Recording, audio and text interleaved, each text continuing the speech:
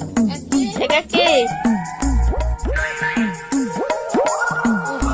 ଚେଷ୍ଟା ଲାଗିଗଲା କାକି ହଁ ପୁଣି କଣ ଟାକା ନେଇ ଚାଲି ଆସିଲା କଣ ମାଗିବା ପାଇଁ ଆମର ରୋଷେଇବାସ କିଛି ହେଇନି ଆଜି